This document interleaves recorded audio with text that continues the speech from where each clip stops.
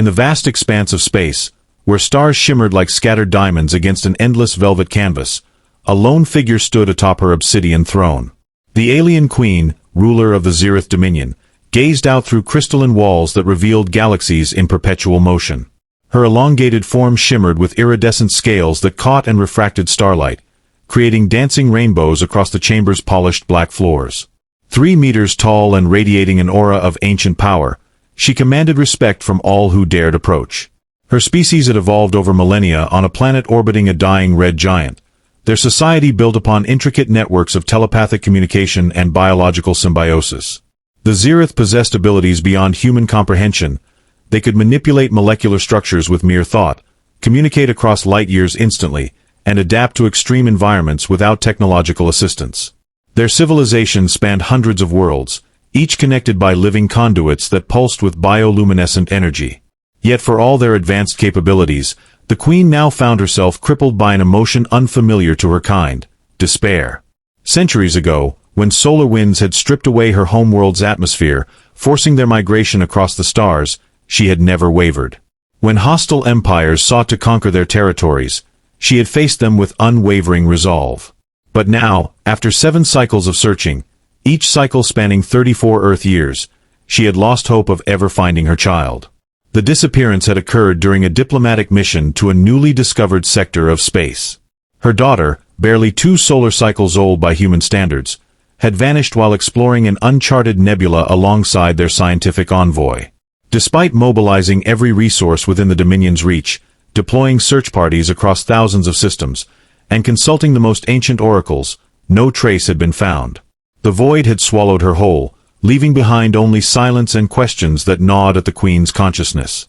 As weeks stretched into months, then years, the Queen withdrew from her duties.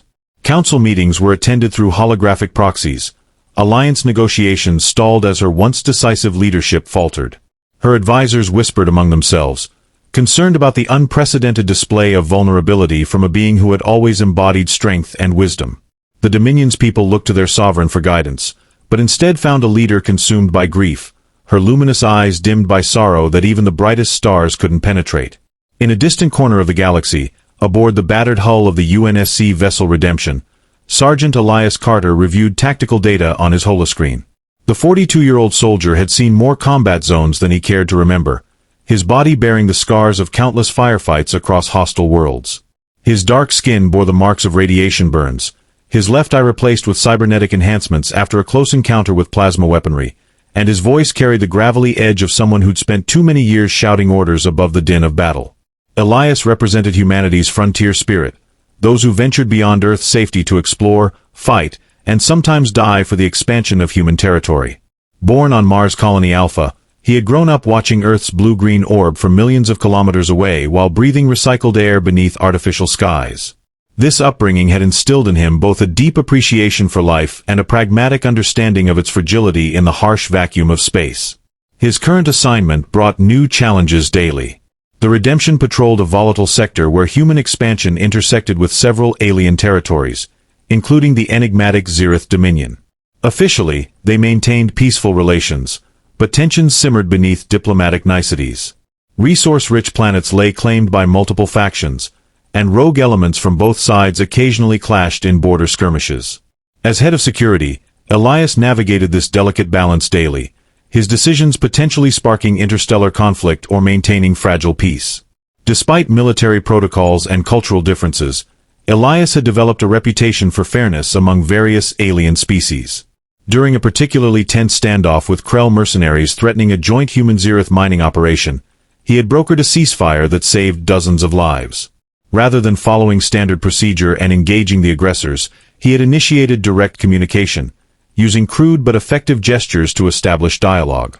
This willingness to understand rather than immediately attack had earned him reluctant respect from many non-human entities. His personal quarters on the Redemption reflected his complex relationship with alien cultures. Amidst military commendations and family holophotos floated small artifacts collected during his service: a crystalline fragment gifted by a Vorthan healer, a woven tapestry from a pacifist Arcturon tribe, and a schematic of Zereth biotechnology that had saved his life during a near-fatal decompression incident. These items served as constant reminders that survival in this corner of space required more than weapons and armor. It demanded understanding and, sometimes, unexpected alliances. The dense nebula 476 had long been a source of fascination and frustration for scientists and explorers alike. Its swirling violet and indigo gases masked numerous anomalies that defied conventional astrophysical understanding. Strange gravitational fluctuations created pockets where time flowed erratically, while mysterious energy signatures hinted at technology far beyond human capability. Most peculiar were the intermittent bursts of coherent electromagnetic patterns, not random cosmic noise, but structured transmissions that suggested intelligent origin. Sergeant Carter's interest in the nebula began when analyzing these signals. While officially dismissed as natural phenomena by command, certain patterns resonated with mathematical precision that reminded him of ancient encryption techniques. During solitary hours in the observation deck, he would map these pulses against known linguistic algorithms, searching for meaning in the chaos. His unofficial research led to discovery of what appeared to be distress coordinates, distorted yet consistent enough to suggest deliberate transmission. The breakthrough came during a routine patrol when redemption sensors detected an unusual object drifting near the nebula's periphery. Initial scans revealed a construct unlike anything in human databases, a perfect sphere approximately 3 meters in diameter, covered in shifting organic patterns that seemed to pulse with inner light. More intriguing was the presence of residual biomolecular traces matching Zerith genetic markers. Against protocol, Elias ordered a closer investigation, citing potential diplomatic significance given the strained relations between humans and the Dominion. As redemption approached the artifact, more details emerged. The sphere's surface displayed fractal-like designs that changed in response to sensor sweeps, suggesting some form of sentience or sophisticated programming. Embedded within its structure were microscopic etchings that matched ancient Zerith symbols documented during previous cultural exchanges. Most compelling were the faint psychic impressions detected by the ship's neurosensitive crew members, feelings of longing and loss that transcended species barriers. When Carter requested permission to retrieve the object, Command initially refused, citing potential contamination risks and diplomatic complications. However, his persistence paid off when analysis confirmed the artifact contained encrypted data packets. These weren't just random information fragments. They formed a complex narrative encoded in a hybrid of Zerith and human-compatible formats. The messages spoke of separation, of searching across stars, and contained coordinates pointing toward uncharted regions of space. The true revelation came when decryption specialists identified embedded genetic material within the data stream, DNA sequences that matched both Zerith profiles and something uniquely individual. Cross-referencing with classified diplomatic files revealed a startling connection. These sequences matched those of a missing Zerith royal child, lost decades ago under circumstances still shrouded in mystery. Suddenly, Carter's investigation transformed from scientific curiosity to potential diplomatic goldmine, or catastrophic failure, depending on how the situation unfolded. Standing before the artifact's containment chamber, Elias felt the weight of his discovery pressing against his chest. The sphere had begun responding to his proximity, its surface patterns aligning in ways that mimicked human neural activity. Through careful experimentation, he'd learned to communicate basic concepts using a combination of electromagnetic pulses and directed thought patterns. Each session left him physically drained but increasingly convinced that this wasn't merely an alien device. It was a message carrier, perhaps even a guardian waiting for the right moment to deliver its cargo. The decision to contact the Zerith authorities came after sleepless nights and heated debates with his conscience. Protocol dictated immediate reporting to Earth Command, but something about the artifact's nature suggested time was critical. The psychic impressions grew stronger with each passing day, carrying urgent emotions that transcended language barriers. He arranged a covert meeting with a Zerith diplomatic attaché stationed at a nearby human outpost, choosing neutral territory to minimize political fallout. The attaché's reaction confirmed the gravity of the situation. Despite maintaining formal composure, the Zerith's normally composed demeanor cracked, revealing waves of raw emotion that made the air hum with psychic resonance. Through their telepathic exchange, Elias learned that the artifact had been launched as part of a desperate search program initiated by the Queen herself, programmed to seek help if encountered by any sympathetic species. The coordinates embedded within pointed to a remote system where temporal distortions might have trapped the missing child. Confronted with this knowledge, Elias faced impossible choices. Official channels would take weeks to process, during which the opportunity window might close forever.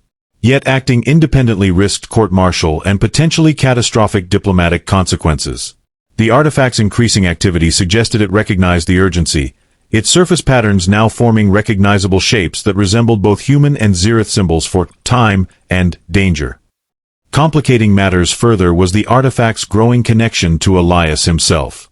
During extended sessions, he began experiencing vivid dreams of unfamiliar landscapes bathed in alien sunlight, feeling phantom sensations of smaller hands reaching for help. These visions aligned perfectly with descriptions of the missing child's last known location, suggesting the artifact was somehow sharing its creator's memories. The line between objective investigation and personal involvement blurred with each passing hour, until Elias realized he could no longer separate professional duty from moral obligation. The Queen received the transmission in her private chambers, the message delivered through secure quantum channels established during rare moments of cooperation between species. At first, she dismissed it as another false lead. There had been so many over the years, each promising breakthrough dissolving into disappointment. But something about this particular communication resonated differently. The human's mental signature carried genuine concern rather than calculated diplomacy, his thoughts laced with images and emotions that matched fragments of her own memories. Through the quantum link, she witnessed portions of the artifact's revelations, feeling its manufactured consciousness reaching out to her across light years. The recognition was immediate and overwhelming. This was indeed her child's creation, carrying echoes of their unique psychic bond. For the first time in cycles, warmth spread through her crystalline core, melting the ice of despair that had encased her heart. Yet alongside hope came caution, for trust between their species remained tenuous at best. She dispatched a high-ranking envoy to meet with the human soldier, curious about this particular representative of Earth's warriors. Preliminary psychic readings painted a complex portrait, a mind hardened by combat yet softened by compassion, one that had shown remarkable understanding of alien perspectives despite his species' often aggressive tendencies. Through their shared link with the artifact, she sensed their developing connection, noting how the human's thoughts carried increasing urgency about temporal constraints. The envoy's reports confirmed her initial impressions. This soldier wasn't merely following orders. He had invested personal resources and risked his position to pursue the investigation. His understanding of the artifact's nature surpassed what might be expected from human scientists, suggesting an intuitive grasp of Zirith technology and culture. Most telling was his apparent ability to interpret the psychic impressions emanating from the sphere, a skill uncommon among humans and indicating potential compatibility with their species' thought patterns. Yet practical considerations weighed heavily on her mind. Trusting this human meant exposing vulnerabilities that could be exploited, revealing weaknesses in their defenses and emotional makeup. The artifact itself represented sensitive technology, its very existence evidence of their most desperate moments. Allowing a human to participate in the rescue mission would require unprecedented cooperation, potentially altering the delicate balance of power between their civilizations. But the alternative, losing this chance to find her child, seemed equally unbearable. In the sterile confines of Redemption's science lab, Elias carefully manipulated the artifact, his movements precise yet gentle. The sphere responded eagerly, its surface patterns swirling faster as it processed new information. Through trial and error, he had developed a method of communication combining electromagnetic pulses with directed thought patterns, creating a rudimentary language that bridged their species' cognitive divide. The artifact acted as both teacher and translator, helping him understand the nuances of Zirith thought while conveying crucial details about the missing child's last known location. Their collaboration revealed shocking insights about the nebula's nature. What humans had dismissed as natural phenomena proved to be remnants of ancient Zirith technology, designed to create stable pathways through otherwise chaotic spacetime. The artifact guided Elias through complex calculations showing how these pathways could be reopened, though the process required precise alignment of energy fields and timing measurements down to nanoseconds.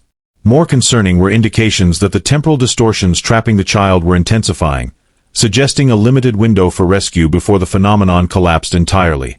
Simultaneously, preparations for the rescue mission forced confrontations with practical realities. The artifact's sophistication indicated that traditional human equipment would be inadequate. They needed access to Zirith technology to navigate the affected region safely. This realization led to tense negotiations with the Queen's representatives, who insisted on joint command of the operation. Every request for technical assistance came with conditions, each concession chipping away at human autonomy while opening doors to unprecedented cooperation. The complexity of coordinating two radically different approaches to space travel became apparent during simulation exercises. Human vessels relied on predictable Newtonian physics, while Zereth ships operated through manipulation of quantum fields and biological interfaces. Bridging these methodologies required creative solutions, retrofitting human ships with organic components, training crews in basic telepathic communication, and developing hybrid navigation systems that combined digital computation with psychic intuition. Each step forward revealed new challenges, yet also demonstrated surprising synergies between their technologies. Most challenging was preparing the human crew for exposure to intense psychic phenomena. While Elias had developed some resistance through prolonged contact with the artifact, others required gradual acclimatization to prevent mental overload. Specialized shielding and meditation protocols had to be implemented, blending human psychological techniques with Zereth mental disciplines. The process fostered unexpected bonds between species, as human soldiers learned to appreciate the subtleties of Zereth thought patterns while their counterparts gained respect for human resilience and adaptability. As launch preparations neared completion, Elias found himself torn between excitement and trepidation. The mission represented everything he'd fought for, breaking down barriers between species, proving that cooperation could overcome even the vast gulfs of biology and culture. Yet the stakes loomed larger with each passing day, not just for the missing child but for the future relationship between their civilizations. Success could forge an alliance that would reshape galactic politics. Failure might reinforce prejudices and end hopes of meaningful cooperation. The countdown to departure filled the corridors of redemption with electric tension. Crew members moved with purposeful efficiency, their faces masks of concentration as final checks transformed the vessel from warship to rescue platform. In the docking bay, technicians worked around the clock integrating Zereth organic components with human machinery, creating a hybrid vessel that pulsed with alien vitality while maintaining familiar structural integrity. The air crackled with static electricity as biological circuits came online, their faint luminescence casting eerie shadows across bulkheads. Elias coordinated operations from the bridge, his enhanced eye scanning multiple data streams simultaneously. Tactical displays showed the convergence of Zereth escort ships, their fluid forms undulating against the backdrop of stars. Diplomatic channels buzzed with last-minute negotiations, each side pushing for operational control while trying to maintain surface-level cooperation. The Queen's presence loomed large through quantum communications, her psychic signature a constant pressure against Elias's consciousness, equal parts hope and skepticism. Preparations hit critical mass when the artifact began exhibiting unprecedented behavior. Its surface patterns accelerated beyond visible spectrum, emitting pulses that synchronized with both human equipment and Zereth biological interfaces. Data flooded the ship systems. Detailed maps of temporal distortions, precise calculations for navigating quantum fields, and warnings about increasing instability in the target region. The artifact seemed to be anticipating their journey, adjusting its programming to serve as both guide and guardian. Challenges mounted as integration progressed. Human crew members experienced varying degrees of psychic discomfort, some requiring medical intervention as their minds struggled to process alien thought patterns. Zereth operatives faced their own difficulties adapting to human environmental controls and rigid operational protocols. Conflicts arose over command structures and tactical decisions, each side defaulting to ingrained instincts when stress levels peaked. Yet amidst the tension, moments of genuine understanding began to emerge. Shared laughter over translation errors, mutual admiration for technical ingenuity, and growing respect for each other's dedication to the mission. The final hours before launch saw an acceleration of activity that bordered on chaos. Calibration teams worked furiously to fine-tune the hybrid systems, their voices raised in multilingual debate as they balanced conflicting requirements. Security personnel conducted last-minute threat assessments, their expressions grim as they considered potential complications. Medical staff prepared isolation units for possible biological hazards, while engineering teams ran emergency simulations addressing every conceivable failure scenario. As the moment of departure approached, Elias found himself standing beside the artifact, its pulsing rhythms matching his own heartbeat. Through their developing bond, he sensed the urgency driving the mission. Not just the rescue of a single child, but the preservation of something larger. The artifact conveyed images of converging timelines, of choices that would shape relationships between species for generations to come. It showed him glimpses of possible futures, alliances forged in shared struggle, technological breakthroughs born of combined knowledge, and cultural exchanges that transcended mere diplomacy. Yet intertwined with these visions came warnings of danger, not just from the unstable temporal field, but from forces within both human and Zirith hierarchies that opposed such unprecedented cooperation. The artifact's consciousness rippled with anxiety about unknown variables, factors beyond its programmed understanding but nonetheless critical to mission success. Through their connection, Elias grasped that their journey represented more than physical travel. It marked a crossing into uncharted territory of interspecies relations, where old prejudices and new possibilities collided in unpredictable ways. The assembled fleet hovered at the nebula's edge, engines humming with restrained power as final coordinates locked into place. Across communication channels, voices spoke in measured tones, masking the adrenaline coursing through veins of both human and Zirith participants. Inside Redemption's command center, holographic displays projected complex patterns of gravitational waves and temporal distortions, their colors shifting in sync with the artifact's pulsing rhythms. Elias monitored readouts while maintaining mental contact with the sphere, its consciousness merging with his awareness to create a composite perception of surrounding spacetime. Launch procedures followed a carefully choreographed sequence developed through weeks of negotiation and practice. Human vessels initiated movement first, their thrusters firing in precise bursts that minimized interference with sensitive Zirith organic drives. The alien ships responded with graceful undulations, their movements guided by neural impulses transmitted through quantum links. Together they formed a formation that combined rigid military discipline with fluid biological adaptation, each species contributing strengths while compensating for weaknesses. As they penetrated deeper into the nebula, reality began to warp in unsettling ways. Instrument panels flickered with conflicting data streams as time dilation effects created perceptual discrepancies between species. Human sensors registered events in linear progression while Zirith biological interfaces perceived quantum probabilities unfolding simultaneously.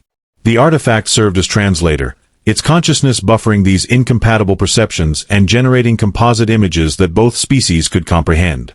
Through shared mental space, crew members experienced flashes of each other's perspective, human linear thinking blending with Zirith simultaneity awareness. The first major challenge emerged as they approached the primary temporal distortion field. Gravitational waves intensified beyond predicted levels, threatening to tear apart both mechanical and biological components. Human engineers scrambled to reinforce structural integrity while Zirith symbiotes adapted cellular structures to withstand increasing stress. Communication channels filled with overlapping commands and status reports, the language barrier momentarily forgotten in shared crisis. Elias coordinated responses through both verbal orders and directed thought patterns, his dual-mode communication keeping both species aligned in purpose if not always in methodology. Inside the artifact, something shifted fundamentally. Its consciousness expanded beyond program parameters, drawing energy from both human technology and Zirith biology to create a protective field around the fleet. Through their growing bond, Elias understood that the artifact had evolved from simple message carrier to active participant in the rescue mission. It accessed dormant capabilities, manipulating local spacetime to create stable pathways through increasingly chaotic conditions. The Queen's psychic presence strengthened through their shared link, her emotions amplifying the artifact's protective instincts. Yet with each advance came new complications. The temporal distortions began affecting crew members directly, causing disorienting shifts in personal time perception. Human soldiers reported experiencing minutes-long blackouts while Zirith operatives described simultaneous awareness of past and future events. Medical teams worked frantically to develop countermeasures, combining pharmaceutical interventions with psychic shielding techniques. The artifact helped by projecting stabilizing thought patterns, its consciousness serving as anchor point for confused minds. Midway through the journey, an unexpected phenomenon threatened to derail the entire operation. A massive temporal wave propagated outward from their destination, carrying echoes of psychic trauma that overwhelmed even the artifact's protective field. Both species reacted instinctively, humans retreating into defensive postures while Zirith crew members emitted distress signals that disrupted ship functions. Through the chaos, Elias maintained focus on the artifact's core consciousness, channeling its stability to others through their developing mental network. Slowly, order reasserted itself as both species learned to combine their responses, creating a hybrid defense mechanism that drew strength from their differences rather than allowing them to divide. The artifact's guidance became increasingly crucial as they neared the distortion nexus. It revealed hidden dangers, collapsing wormholes, quantum singularities, and regions where causality itself seemed to unravel. Each hazard required instantaneous decision-making, forcing human and Zereth commanders to develop new protocols for joint tactical operations. Traditional chain-of-command structures gave way to fluid leadership based on situational expertise, with control passing seamlessly between species as circumstances demanded. Through shared adversity, an unexpected camaraderie developed among the crew. Moments of crisis forged bonds that transcended species barriers, as individuals recognized common values beneath cultural differences. Human pragmatism complemented Zereth intuition, technological precision balanced biological flexibility, and military discipline harmonized with psychic sensitivity. These emerging synergies created something greater than either species could achieve alone, a truly integrated approach to problem-solving that neither culture had previously imagined possible. As they pressed deeper into the nebula's heart, the artifact's consciousness continued evolving, incorporating experiences from both species into its operating parameters. It became more than a tool or guide. It transformed into a living symbol of interspecies cooperation, its very existence proof that seemingly incompatible beings could find common ground when united by shared purpose. Through their connection to this evolving entity, crew members began sensing glimmers of hope, not just for the mission's success, but for the future relationship between their peoples.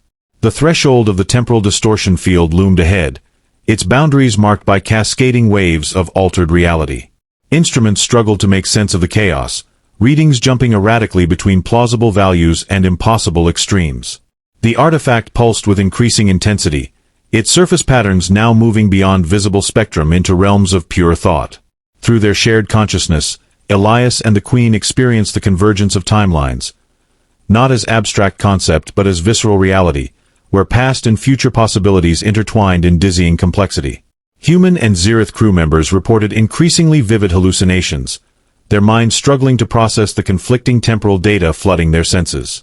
Some witnessed alternate versions of themselves making different choices, while others experienced fragmented memories from lives they hadn't lived. The artifact worked tirelessly to filter and interpret these psychic impressions, creating a composite reality that both species could comprehend. Yet even with its assistance, maintaining cohesion became progressively difficult as they approached the field's outer boundary. The Queen's presence grew stronger through their shared link, her emotions transmitting clear images of her child, not just physical appearance but essence, the unique pattern of consciousness that defined her offspring. These impressions merged with the artifact's data streams, creating a targeting matrix that adjusted constantly as they navigated the unstable region. Time dilation effects became severe enough that seconds aboard Redemption stretched into subjective hours, while moments in normal space compressed into fleeting instants. Crew members developed protocols for operating under these conditions, learning to synchronize actions across divergent time frames.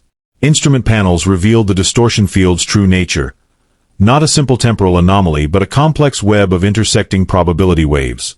The artifact identified specific threads corresponding to the missing child's presence, though these strands kept shifting and fading like mirages in desert heat. Calculations showed that entering the field would require precise coordination of human technological precision and Zereth psychic sensitivity, with the artifact serving as focal point for their combined efforts. Failure to maintain exact alignment would result in immediate dissolution into quantum foam.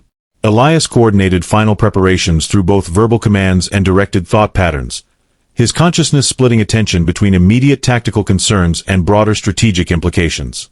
The artifact's consciousness expanded to encompass the entire fleet, creating a shared mental space where human and Zereth crew members could operate as unified entity. Through this collective awareness, they began perceiving the distortion field structure, not as obstacle but as living organism, its chaotic movements governed by underlying principles they could learn to influence. Critical moments arrived when temporal waves began interacting with the artifact's protective field. The sphere's surface erupted in kaleidoscopic patterns as it processed conflicting information from multiple time streams simultaneously. Through their bond, Elias felt the strain on the artifact's consciousness, its programming pushed beyond original design parameters to maintain coherence. The Queen's psychic energy surged through their shared link, reinforcing the artifact's stability while providing additional processing power drawn from the collective consciousness of her people. As they prepared to cross the threshold, unexpected variables emerged. The distortion field responded to their presence, its behavior suggesting sentience rather than random chaos. Patterns shifted in response to their approach, creating openings that closed almost immediately. The artifact interpreted these changes as conditional invitations, requiring specific combinations of technological and psychic inputs to maintain passage. Human engineers worked feverishly to adjust frequency modulations while Zereth symbiotes adjusted their neural emissions, each adjustment triggering new responses from the field. The convergence of human and Zereth capabilities reached unprecedented levels as they approached the critical moment. Technological systems interfaced directly with biological circuits, creating hybrid pathways that allowed seamless transfer of information between species. Through the artifact's expanding consciousness, crew members began experiencing each other's perspectives, not as separate viewpoints but as integrated understanding. Human linear thinking combined with Zereth simultaneity awareness to create new modes of perception, enabling them to navigate the distortion field's complex geometry with increasing precision. Final calculations revealed disturbing implications. The rescue attempt would require temporary suspension of conventional physics, creating a bubble of stable reality within the chaos. The artifact's consciousness absorbed these requirements, restructuring its operating parameters to accommodate the necessary alterations. Through their shared link, Elias felt the weight of responsibility pressing against his mind, not just for the mission's success but for the future relationship between their species. The choices they made in these crucial moments would define possibilities for generations to come. As the fleet positioned itself for entry, the artifact's consciousness achieved critical mass, its awareness expanding to encompass both approaching vessels and surrounding distortion field. Through their developing bond, Elias perceived the fundamental truth underlying their situation. The rescue mission represented more than recovery of a single child. It marked a pivotal moment in interspecies evolution. The artifact had become something greater than its creators intended, a living embodiment of cooperative potential that challenged conventional understanding of identity and purpose. The fleet crossed into the distortion field, their combined efforts creating a stable pathway through the chaos. Guided by the artifact's evolved consciousness and the Queen's psychic strength, they located the missing child suspended in a temporal pocket. As human technology interfaced with Zereth biological energy, they stabilized the fragile bubble and brought her safely aboard. The reunion between mother and child resonated across species, a powerful testament to unity and hope. Through shared sacrifice and trust, humans and Zereth forged an unbreakable bond, proving that even in the vastness of space, compassion could bridge any divide.